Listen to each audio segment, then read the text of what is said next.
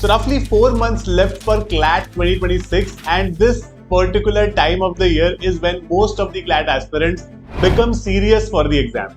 Because क्या होता है कि if you're preparing earlier also, some of us are not very serious, we are not doing it on a regular basis. Sometimes we do it, sometimes we don't. Some new students are going to become a part of the preparation. CLAT forms are out, right? So there are a lot of things at play which makes us believe that now we should get really serious about the exam.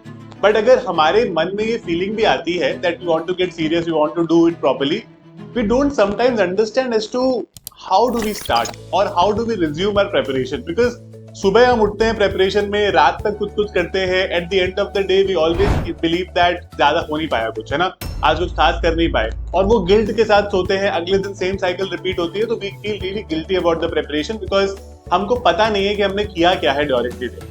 So how to do that, how to ensure that in these last 4 months you have a perfect schedule and a perfect plan and strategy to prepare for CLAT 26 along with AILET. Now first very important thing to keep in mind is weak sections को identify करो. ये मैं कई बार अपने अलग अलग session में बोल चुका हूँ, कुछ लोगों ने किए भी होंगे, जिन लोगों ने अभी तक उसको डिले कर रखा है, this is the month you do it. Pick out your weak section. How will you identify a weak section? तो आपके mock test में सबसे कम नंबर जिस सेक्शन में आते हैं, that is a weak section. अगर आपने you have not done your mock test, you are starting your preparation now, then maybe after 2 or 3 mock tests you will realize कि okay, maths is a weak section, legal is a weak section and all. Then you can identify कि okay, this is where I have to prepare more, and बाकी जो sections है वो relatively I can do better in that, right? तो हमको क्या करना है? We have to make a very simple schedule for each month. In fact, one day at a time आप बनाओ, 2 subjects plus current affairs every day. All of you, I understand, would have some backlogs in current affairs. Nobody can say कि मेरा 100% cover है. तो वो हर रोज करने से, धीरे धीरे करने से it will get covered. So you can give about 1.5 to 2 hours to current affairs every day. और बाकी के टाइम आप कोई भी 2 सब्जेक्ट्स पिक करो. हो सकता है कि you are a part of a particular coaching, वहां पर एक दिन में कोई 1 या 2 क्लास जो आपकी हो रही है, आप उन सब्जेक्ट्स को भी पिक कर सकते हो on that particular day. तो क्लासेस के अलावा जो उसकी प्रैक्टिस है, अगर कॉन्सेप्ट्स पढ़ने हैं तो वो सारी चीजें that can be done. But very important to note this, अगर आप इस शेड्यूल को बना रहे हो, 1 सब्जेक्ट का chance should come at least 4 times a week. I'll tell you why am I saying this. मैंने स्टूडेंट्स को देखा है कि current affairs let's say 7 days a week कर रहे हैं, उसके बाद में जो शेड्यूल बनाते हैं ना बाकी 4 सब्जेक्ट्स का, तो एक दिन बना लिया इंग्लिश लीगल, एक दिन बना लिया लीगल लॉजिक, तीसरे दिन बना लिया लॉजिक इंग्लिश, फिर एक दिन मैथ्स इंग्लिश, ठीक है, उसके बाद में वापस लॉजिक लीगल. मैथ्स को या फिर जो भी सब्जेक्ट हमको अच्छा नहीं लगता, हम उसको 1 या 2 बार से ज्यादा लाते ही नहीं है पूरे वीक में. तो एटलीस्ट 4 times एक सब्जेक्ट का आना जरूरी है. आप इस हिसाब से अपना शेड्यूल बनाओगे, ठीक है. तो देखो 2 चीजें होती है, एक होता है वीकली शेड्यूल और एक होता है daily plan. Now what is the difference between the 2? Weekly schedule में आई विल डिसाइड कि मैंने परम्यूटेशन कॉम्बिनेशन लगा दिया. करंट अफेयर्स रोज, आज I will do English logic, कल I will do maths legal, परसों I will do maths English, उसके अगले दिन I will do logic legal, जो भी, मतलब I can have created a proper table out of it now, right. लेकिन मेरे को इस चीज में तो क्लैरिटी नहीं है कि मैं इन पर्टिकुलर सेक्शंस में क्या पढ़ने वाला हूं आज. Let's say today's task is English plus logic. What do I do in English plus logic? It could be मैं एक क्लास करूंगा इनकी, है ना, कोई आपकी क्लास ड्यू हो सकती है, कोई आपकी नई क्लास हो सकती है उस पर्टिकुलर डे पे. So that is one task. Second important task is, let's say I will solve 1 sectional test in both. That can be done. Let's say logic में my major problem is I'm unable to solve the inference questions. Let's say, right? I will try to solve more of those questions on inference. There is a possibility that English में I'm not getting vocabulary too much, है ना, मेरे को comprehension में problem आ रही है, तो I would just spend an hour reading from different sources. हमने आपको Aeon एक बहुत अच्छा सोर्स बताया है. Newspaper are obviously outstanding sources that you would read, right? तो डेली बेसिस पर आप ये कुछ चीजें करोगे जो कि सुबह डिसाइड होगी. That is called a daily plan, right? समझे डिफरेंस क्या है वीकली शेड्यूल और डेली प्लान का? तो डेली प्लान हर सुबह 10 to 11 AM से पहले तैयार होना चाहिए. For those people who go to school, आप उससे पहले तैयार करके जा सकते हो या ड्यूरिंग स्कूल तैयार कर सकते हो. आके अगर तैयार करोगे तो फिर आपको फिर से you'll have to give it that sort of a time. तो आइडियली अगर आप first half of the day में इसको 30 दिन को तैयार कर रहे हो, इट शुड बी फाइनलाइज ताकि दिन भर क्लैरिटी रहे. I don't, as a CLAT aspirant, I don't want to think during the day कि मैं क्या पढ़ूं क्या छोड़ूं, आज ये करना है वो करना है. नहीं भाई, I have other things to do as well. I have a lot of pressure as well. I don't want to unnecessarily make task a lot difficult for myself, right? तो आप लोग ना एक अलग से इस चीज का एक छोटा सा डायरी टाइप नोटबुक बना सकते हो, है ना। उस डायरी में डेली टास्क लिखा करो और अपना वीकली शेड्यूल का भी टेबल उसमें ही बना लिया करो हर, राइट। और फिर आप खुद अपने आप को एक वीक के बाद अच्छे से एनालाइज कर सकते हो, have you been able to follow that. Because आप जो भी टास्क लिखोगे ना, जब भी वो हो जाएगी कंप्लीट, उस पर एक टिक मार्क करना। और हर पर्टिकुलर डे के लिए कुछ फिक्स टास्क होगी। क्या फिक्स टास्क होंगी?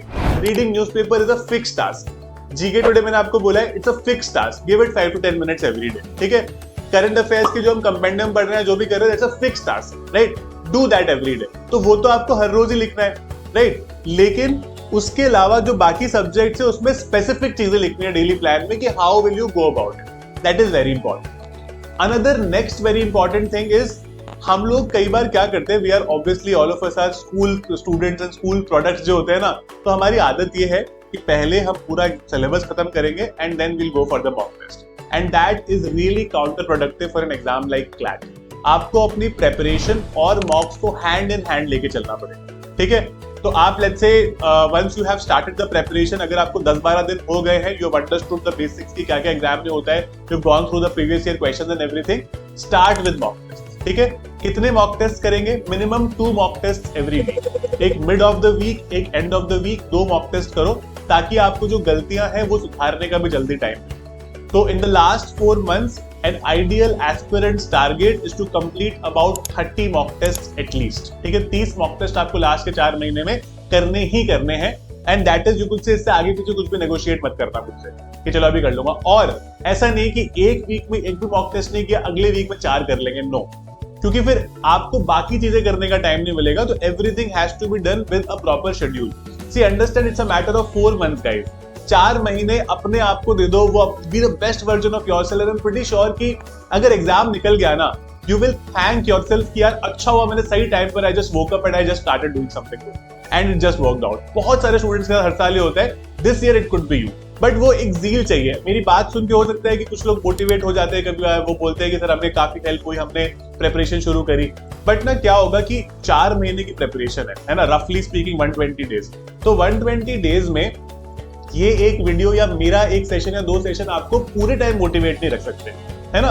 1 दिन, 2 दिन, 4 दिन, उसके बाद वो सेल्फ मोटिवेशन ही काम आएगी। तो अगर आप खुद को डिसिप्लिन नहीं बना पाओगे ना, तो you won't be able to do, you could say a lot of things. तो every morning just take a deep breath and understand कि आज क्या करना है। ज्यादा टेंशन मत लो, जस्ट अंडरस्टैंड कि लेट्स से फॉर एग्जांपल आपको लगता है कि मैं 0 लेवल पर हूं अभी क्लैट, तो भी आपके पास इनफ टाइम है कि आप 0 से उसको बिल्कुल 100 तक ले जाओ, राइट। और 0 लेवल पे जनरली कोई होता नहीं है ना।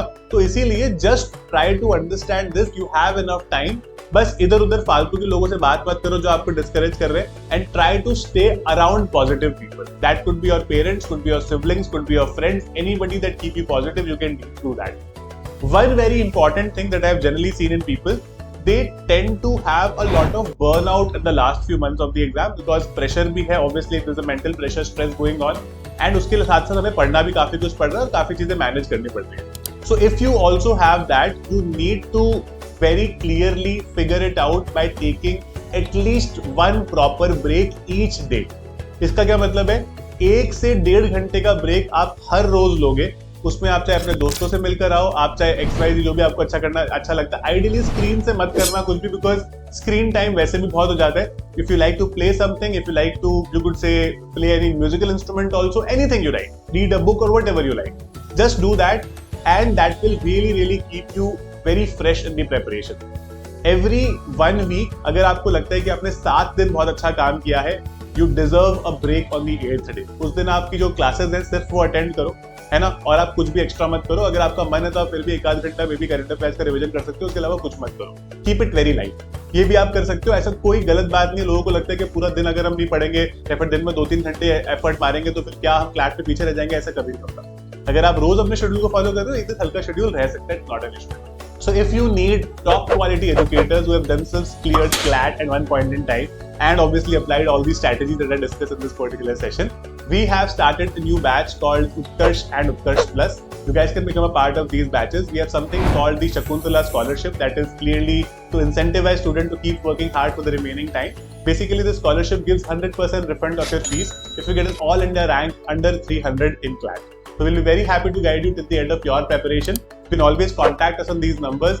Visit 12minutes2clat.com, download our app from Google Play Store and App Store, and me along with my entire team of expert educators are going to ensure your preparation is to the point, brief. क्योंकि अब last के समय में मैं भी कर सकते कुछ भी करने लग गए, बहुत ही स्ट्रीमलाइन प्रिपरेशन चाहिए, क्या नहीं करना है ये जानना भी बहुत जरूरी है. तो along with concepts, practice, मॉक्स and everything will also give you a lot of strategic aspect, क्योंकि लास्ट टाइम में हमको पता है कि स्टूडेंट्स कितने स्ट्रेस्ड होते हैं. हम भी स्टूडेंट थे किसी तरह, हम भी बहुत स्ट्रेस थे, and we are here to help you out with that also, right? All the best guys, keep working hard. Any doubts, mention in the comment box, and I will see you very soon in my class. All the best.